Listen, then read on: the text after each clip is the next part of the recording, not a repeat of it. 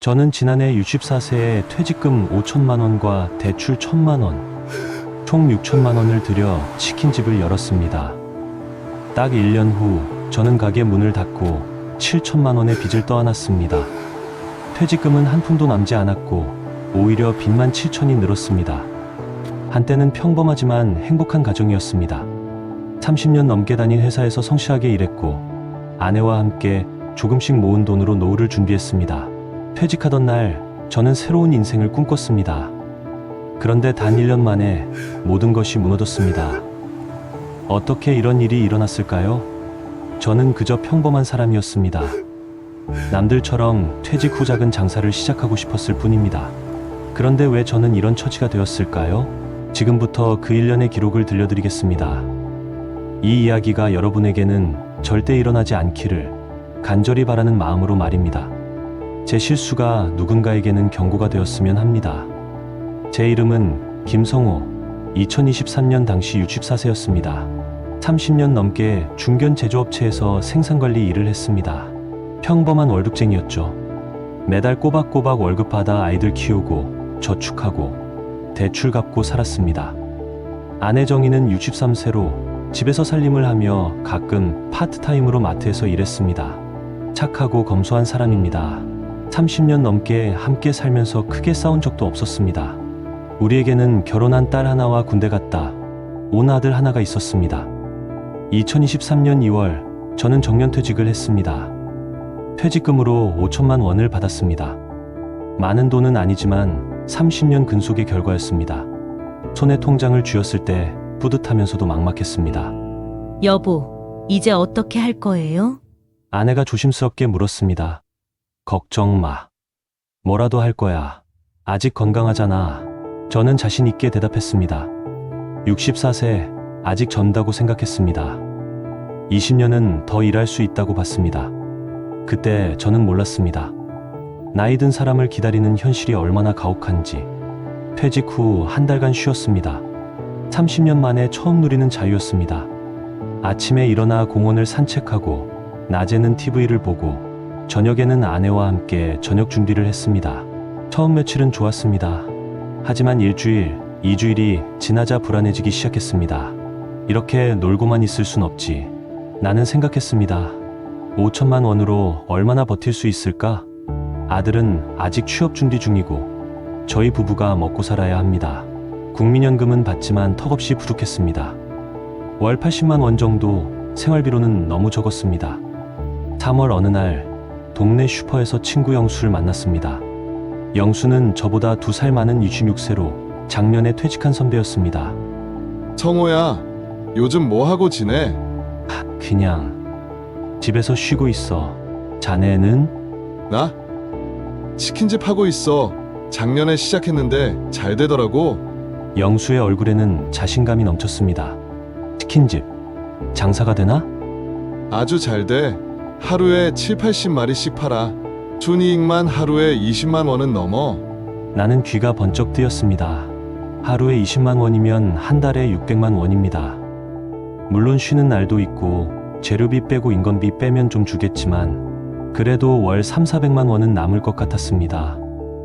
초기 비용이 얼마나 들어? 글쎄, 나는 7천 정도 들었어. 권리금, 인테리어, 설비, 초기 재료비까지 합쳐서. 근데 성호야, 너라면 5, 6천이면 충분히 시작할 수 있을 거야. 집에 돌아와 아내에게 말했습니다. 여보, 치킨집 한번 해볼까? 치킨집이요? 우리가 장사를 해본 적 있어요? 영수 형이 하는데 잘 된대. 하루에 20만 원씩 건데. 아내는 걱정스러운 표정을 지었습니다. 퇴직금 다 날리면 어떡해요? 괜찮아. 요즘 치킨은 계속 잘 팔려. 우리나라에는 치맥 문화가 있잖아. 그리고 영수 형한테 물어보면 다 가르쳐 줄 거야. 그날 밤 저는 잠을 이룰 수 없었습니다. 머릿속으로 계산기를 두드렸습니다. 초기 투자 6천만 원. 한 달에 순이익 300만 원이면 2년이면 원금 회수입니다. 그 후로는 순수익입니다. 10년만 하면 3억 이상 벌 수 있습니다. 다음 날부터 저는 본격적으로 알아보기 시작했습니다. 치킨 프랜차이즈 업체들을 찾아다녔습니다. 설명회에 참석해서 브로슈어를 수십 장 받아왔습니다. 최근 치킨 시장 규모가 5조 원입니다. 1인당 연간 치킨 소비량이 계속 증가하고 있습니다. 우리 브랜드 가맹점 평균 월 매출 3천만 원입니다. 영업 직원들의 말은 달콤했습니다. 성공 사례만 보여줬습니다. 실패 사례는 단 한 건도 없었습니다. 한 프랜차이즈 업체를 선택했습니다. 중견 브랜드로 가맹비가 저렴한 편이었습니다. 가맹비 500만 원, 교육비 200만 원, 시설비 2천만 원, 인테리어 1,500만 원, 보증금 1,000만 원, 첫 달 재료비와 운영비 800만 원, 총 6천만 원이 필요했습니다. 퇴직금 5천만 원으로는 부족했습니다. 여보, 1,000만 원만 대출받으면 될 것 같아. 대출이요? 그럼 이자는요? 금방 갚을 수 있어. 한 달에 300만 원씩 벌면 3, 4개월이면 갚아. 아내는 여전히 불안한 표정이었지만 제 열정을 막을 수 없었습니다. 저는 이미 마음속으로 결정한 상태였습니다.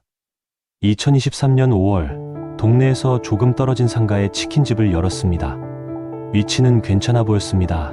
아파트 단지 근처였고 유동인구도 제법 있었습니다. 영수 형이 추천해준 자리였습니다. 여기 좋아. 내 가게도 이런 입지야. 오픈 당일 꽃이 들어왔습니다. 친척들과 친구들이 축하해줬습니다. 아내와 저는 흰색 앞치마를 두르고 가게 앞에서 사진을 찍었습니다. 행복했습니다. 새로운 시작이었습니다. 첫 달 매출이 괜찮았습니다. 오픈 이벤트로 할인을 했더니 손님들이 꽤 왔습니다. 하루에 40~50마리씩 팔렸습니다. 영수 형만큼은 아니지만 나쁘지 않다고 생각했습니다. 여보, 봐. 손님들이 오잖아. 네, 다행이에요. 하지만 문제는 두 번째 달부터 시작됐습니다. 오픈 이벤트가 끝나자 손님이 확 줄었습니다. 하루에 20에서 30마리 정도로 떨어졌습니다. 주말에는 좀 나았지만 평일은 한산했습니다. 왜 손님이 안 오지? 저는 고민했습니다. 주변에 치킨집이 너무 많았습니다. 반경 500m 안에 5곳이나 있었습니다. 경쟁이 심했습니다. 게다가 대형 프랜차이즈들은 할인 이벤트를 계속했습니다. 본사에 전화했습니다. 매출이 너무 안 나오는데요. 초기라서 그렇습니다. 시간이 지나면 단골이 생깁니다. 홍보를 더 하세요. 홍보를 더했습니다. 전단지를 돌렸습니다. 배달 앱에 광고도 넣고 할인 쿠폰을 뿌렸습니다. 돈은 계속 나갔지만 매출은 크게 늘지 않았습니다. 세 번째 달 더 심각한 문제가 생겼습니다. 재료비가 생각보다 많이 들었습니다. 본사에서 공급하는 재료가 시중보다 비쌌습니다. 계약서에 본사 재료만 사용 조항이 있어서 다른 곳에서 살 수도 없었습니다. 이렇게 재료비가 많이 나가면 남는 게 없잖아. 나는 생각했습니다. 치킨 한 마리 팔면 원가가 1만 원 정도였습니다.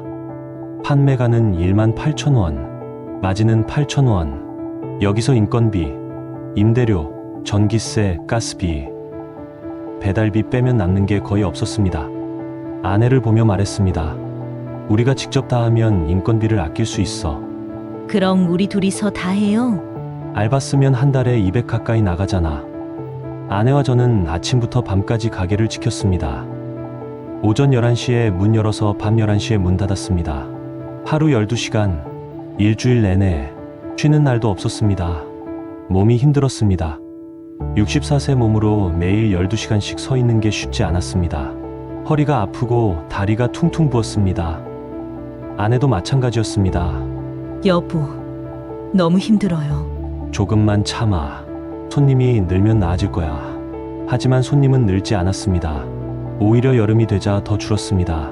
더운 여름에 치킨을 찾는 사람이 줄었습니다. 맥주는 팔렸지만 치킨 판매는 줄었습니다.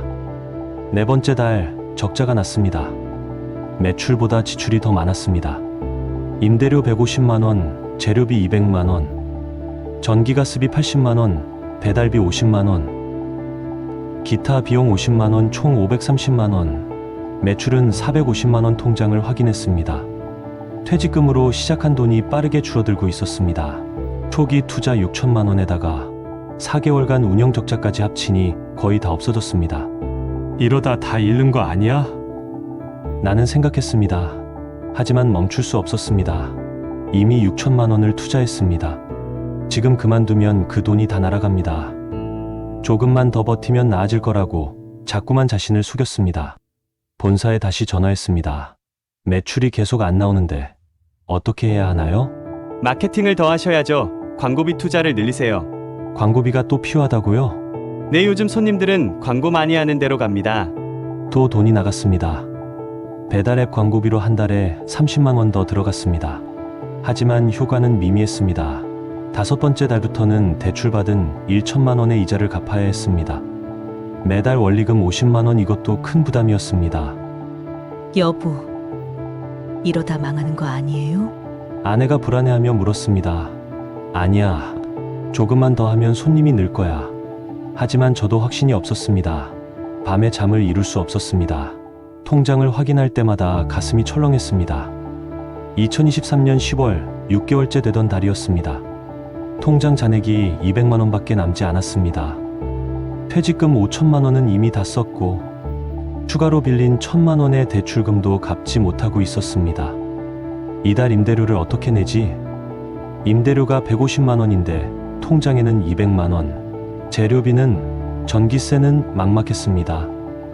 영수 형에게 전화했습니다. 형, 나 좀 도와줘. 돈이 너무 안 돼. 뭐? 너 장사 안 되냐? 나는 잘 되는데. 어떻게 하는 거야? 손님이 너무 안 와. 위치가 안 좋은 거 아니야? 내가 추천한 그 자리 맞지? 이상하네. 거기도 괜찮은 자리인데. 영수 형의 말에서 확신이 느껴지지 않았습니다. 뭔가 이상했습니다. 며칠 후 영수 형 가게를 찾아갔습니다. 점심시간이었지만 손님이 별로 없었습니다. 영수 형은 카운터에 앉아 한숨을 쉬고 있었습니다. 형, 손님이 별로 없네. 아, 요즘 좀 뜸해. 평일은 원래 그래. 하루에 7, 80마리 판다고 하지 않았어? 그게 주말에 그렇지, 평일은 30마리 정도. 나는 그제야 깨달았습니다. 영수 형이 과장했구나. 주말 매출을 마치 매일 매출인 것처럼 말했구나. 속았습니다. 아니, 속은 게 아니라 제가 듣고 싶은 대로 들었던 겁니다. 집에 돌아오는 길, 머리가 멍했습니다. 왜 진작 확인하지 않았을까? 왜 다른 치킨집 사장들에게 물어보지 않았을까? 왜 장사 경험도 없이 덤벼들었을까? 바보 같았습니다. 64세 나이에 무슨 젊은 혈기처럼 퇴직금을 다 밀어 넣다니. 신중하지 못했습니다. 욕심이 앞섰습니다. 집에 도착했을 때 아내가 심각한 표정으로 말했습니다. 여보, 카드값 고지서 왔어요. 800만 원이에요. 뭐? 800? 재료비랑 여러 가지 카드로 결제한 거요. 다음 달 결제일까지 내야 해요. 머리가 어지러웠습니다. 통장에 200만 원, 카드값 800만 원, 임대료 150만 원, 재료비 200만 원. 도대체 어떻게 해야 할까? 그날 밤 저는 숫자를 계산했습니다. 초기 투자 6천만 원, 6개월간 누적 적자 1,500만 원, 카드빚 800만 원, 총 8,300만 원을 쓴 겁니다. 퇴직금 5천만 원에 대출 1,000만 원까지 합쳐도 6천만 원인데 2,300만 원이 더 나갔습니다. 그동안 카드 돌려막기를 하고 있었던 겁니다. 망했구나. 입 밖으로 나온 말이었습니다. 아내가 물었습니다. 뭐라고요? 아냐, 아무것도 아니야. 하지만 아내도 알고 있었습니다. 제 표정만 봐도 알 수 있었을 겁니다. 다음 날 본사에 전화했습니다. 계약 해지하고 싶습니다. 해지하시려면 위약금이 있습니다. 가맹비의 50%인 250만 원입니다. 뭐라고요? 해지하는데도 돈을 내라고요? 계약서에 명시되어 있습니다. 나는 계약서를 다시 꺼내봤습니다. 아주 작은 글씨로 정말 쓰여 있었습니다. 처음 계약할 때는 그냥 넘어갔던 부분이었습니다. 이건 말도 안 돼요. 죄송하지만 규정입니다. 전화를 끊고 주저앉았습니다. 해지하려면 돈을 내야 하고 계속하자니 매달 적자입니다. 진퇴양난이었습니다. 2023년 11월 7개월째 되던 달. 더 이상 버틸 수 없었습니다. 카드값을 낼 수 없었습니다. 임대료를 2달째 밀렸습니다. 건물주가 전화했습니다. 사장님, 임대료 언제 주실 건가요? 죄송합니다. 조금만 기다려주세요. 이번 달까지 안 주시면 계약 해지하겠습니다. 아내에게 말했습니다. 여보, 가게 정리해야 할 것 같아. 아내는 울먹였습니다. 미안해. 내가 잘못했어. 11월 말 가게 문을 닫았습니다. 8개월 만이었습니다. 폐업 신고를 했습니다. 설비는 헐값에 팔았습니다. 2천만 원짜리 설비가 300만 원에 팔렸습니다. 집에 돌아와 계산했습니다. 초기 투자 6천만 원, 8개월 운영 적자 2천만 원, 카드빚 800만 원, 설비 처분 손실 1,700만 원, 위약금 250만 원, 합계 1억 750만 원 손실, 설비 처분과 보증금 반환으로 1,500만 원 회수, 최종 손실 9,200만 원, 퇴직금 5천만 원은 증발했고 대출 1,000만 원에 카드빚 3천만 원이 더해져 빚이 4천만 원이 됐습니다. 나중에 추가 카드 연체료와 이자까지 붙어 빚은 7천만 원까지 불어났습니다. 12월 어느 날 아내 앞에 무릎 꿇고 말했습니다. 여보, 미안해. 내가 잘못했어. 이제 어떡해요? 우리 나이에 빚이 7천이나 있는데. 갚을게. 내가 이래서라도 갚을게. 하지만 현실은 냉혹했습니다. 65세가 넘은 사람을 고용하는 곳이 거의 없었습니다. 편의점 알바도 나이 때문에 거절당했습니다. 경비 일자리를 알아봤지만 경쟁이 심했습니다.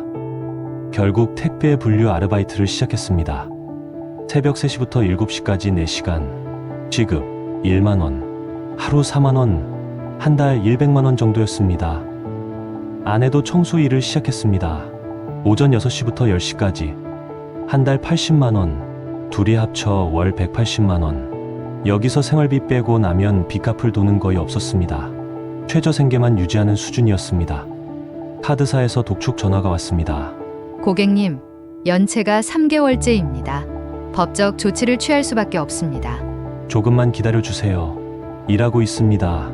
최소 금액이라도 납부해 주셔야 합니다. 매달 이자만 70만 원이 붙었습니다. 원금은 줄지 않고 이자만 불어났습니다. 7천만 원이 8천만 원이 되고 다시 8,500만 원으로 늘어났습니다. 밤에 잠을 이룰 수 없었습니다. 아내와 마주보기가 창피했습니다. 아들에게는 말도 못했습니다. 딸에게는 어떻게 말할까요? 어느 날 딸이 전화했습니다. 아빠, 요즘 무슨 일 하세요? 응, 그냥 좀 쉬고 있어. 엄마는 청소 일 하신다던데요? 아, 엄마가 심심해서 좀 나가는 거야. 거짓말을 했습니다. 딸에게 진실을 말할 수 없었습니다. 치킨집 했다가 망해서 빚이 7천만 원이라고 어떻게 말합니까? 너무 창피했습니다. 크리스마스가 다가왔습니다. 작년 이맘때는 행복했습니다. 퇴직금 받고 새로운 미래를 꿈꿨습니다. 1년 후 저는 빚쟁이가 되어 있었습니다. 내가 왜 그랬을까? 매일 후회했습니다. 왜 치킨집을 했을까? 왜 영수 형의 말을 곧이곧대로 믿었을까? 왜 더 알아보지 않았을까? 왜 아내의 말을 듣지 않았을까? 하지만 후회해도 소용없었습니다. 이미 일어난 일이었습니다. 돌이킬 수 없었습니다. 2024년 11월, 현재입니다. 치킨집 폐업한 지 1년이 지났습니다. 저는 여전히 새벽 택배 분류 일을 하고 있습니다. 아내도 여전히 청소 일을 합니다. 빚은 아직 6,500만 원이 남아 있습니다. 1년간 500만 원 정도 갚았습니다. 이 속도로 가면 10년 넘게 걸릴 것 같습니다. 그때 저는 75세가 넘습니다. 다행히 아들은 작년에 취업했습니다. 아들에게는 아직 진실을 말하지 못했습니다. 딸도 모릅니다. 가족들 앞에서 거짓말로 살고 있습니다. 하루하루가 고통입니다. 매일 새벽 3시에 일어나 택배 일을 하고 낮에는 집에서 쉬고 저녁에는 또 다른 일을 찾아봅니다. 65세의 몸이 이 일을 언제까지 버틸 수 있을까요? 건강도 나빠졌습니다. 허리 디스크가 왔습니다. 병원에 가고 싶지만 돈이 없어서 참습니다. 아내도 무릎이 안 좋습니다. 청소일 하면서 쪼그리고 앉았다 일어났다 하다 보니 관절이 망가졌습니다. 관계도 나빠졌습니다. 아내와 대화가 줄었습니다. 둘 다 너무 지쳐서 말할 기운도 없습니다. 가끔 아내가 한숨을 쉬면 가슴이 찢어집니다. 다 제 잘못입니다. 지난주에 영수 형을 우연히 마주쳤습니다. 영수 형도 치킨집을 작년에 접었다고 합니다. 손해를 많이 봤다고 합니다. 영수 형도 저처럼 고생하고 있었습니다. 성호야, 미안하다. 내가 잘못 말했어. 아니야, 형. 내가 잘못 판단한 거지. 영수 형과 헤어지면서 생각했습니다. 서로 잘못 알고 서로 속이고 그렇게 망한 겁니다. 시니어 창업의 현실이었습니다. 통계를 찾아봤습니다. 시니어 창업의 5년 생존율이 20%도 안 된다고 합니다. 80%가 5년 안에 문 닫습니다. 저는 8개월 만에 문 닫았습니다. 평균보다 더 빨리 실패한 겁니다. 왜 이런 일이 생겼을까요? 여러 이유가 있습니다. 첫째, 준비 부족이었습니다. 장사 경험도 없이 시장 조사도 제대로 안 하고 시작했습니다. 프랜차이즈 업체의 달콤한 말만 믿었습니다. 둘째, 과도한 투자였습니다. 퇴직금 전부를 쏟아부은 건 너무 위험한 선택이었습니다. 실패하면 돌이킬 수 없다는 걸 몰랐습니다. 셋째, 현실 인식 부족이었습니다. 65세 몸으로 하루 12시간 일하는 게 가능하다고 생각한 게 오산이었습니다. 젊었을 때처럼 할 수 없었습니다. 넷째, 경쟁 과다였습니다. 킨집이 너무 많았습니다. 포화 상태였습니다. 후발주자가 성공하기 어려운 시장이었습니다. 지금 이 영상을 보시는 여러분께 간절히 말씀드립니다. 절대로 퇴직금 전부를 창업에 투자하지 마세요. 절대로요. 창업하고 싶으시다면 충분히 준비하세요. 최소 6개월에서 1년은 시장을 조사하고 실제 사장들을 만나서 이야기를 들어보세요. 성공 사례만 보지 마시고 실패 사례를 더 많이 보세요. 설명회에서 듣는 성공 사례만 보지 마시고 실제 운영 중인 가맹점주들을 직접 만나 이야기를 들어보세요. 좋은 것만 보여주는 게 아니라 어려운 점도 솔직하게 물어보세요. 내 체력을 과신하지 마세요. 60대의 몸은 30대의 몸이 아닙니다. 하루 12시간 일하는 건 젊은 사람도 힘듭니다. 무엇보다 가족과 상의하세요. 배우자가 걱정한다면 그 걱정을 진지하게 받아들이세요. 저는 아내의 말을 무시했고 그게 가장 큰 실수였습니다. 만약 이미 창업을 시작했는데 적자가 계속된다면 빨리 손절하세요. 더 버티면 빚만 늘어납니다. 저처럼 되지 마세요. 8개월 버티는 동안 빚이 7천만 원이 됐습니다. 3개월 만에 그만뒀다면 빚이 3천만 원 정도였을 겁니다. 자존심 버리고 빨리 포기하는 게 용기입니다. 손실을 인정하는 게 현명함입니다. 저는 지금도 매일 후회합니다. 왜 그 선택을 했을까? 왜 아내의 말을 듣지 않았을까? 왜 더 신중하지 못했을까? 하지만 후회해도 돌아갈 수 없습니다. 저는 이제 앞으로 10년, 아니 그 이상을 빚을 갚으며 살아야 합니다. 70대가 되어서도 일해야 합니다. 노후는 없습니다. 여러분은 저처럼 되지 마세요. 제 실수가 여러분에게는 교훈이 되기를 간절히 바랍니다. 퇴직금은 노후 자금입니다. 투자금이 아닙니다. 창업 자금은 여유 자금으로 해야 합니다. 실패해도 다시 일어설 수 있을 정도의 돈으로만 해야 합니다. 창업을 반대하는 게 아닙니다. 준비 없는 창업, 무모한 투자를 반대하는 겁니다. 충분히 준비하고 신중하게 결정하고 작게 시작하세요. 제 이야기가 누군가에게는 경고가 되었으면 좋겠습니다. 한 사람이라도 저 같은 실수를 하지 않았으면 좋겠습니다. 30년 직장 생활의 결실이 8개월 만에 사라졌습니다. 퇴직금 5천만 원이 증발했고 빚 7천만 원이 생겼습니다. 여러분은 꼭 제발 신중하시길 바랍니다. 저 같은 사람이 더 이상 나오지 않기를 간절히 기도합니다. 감사합니다.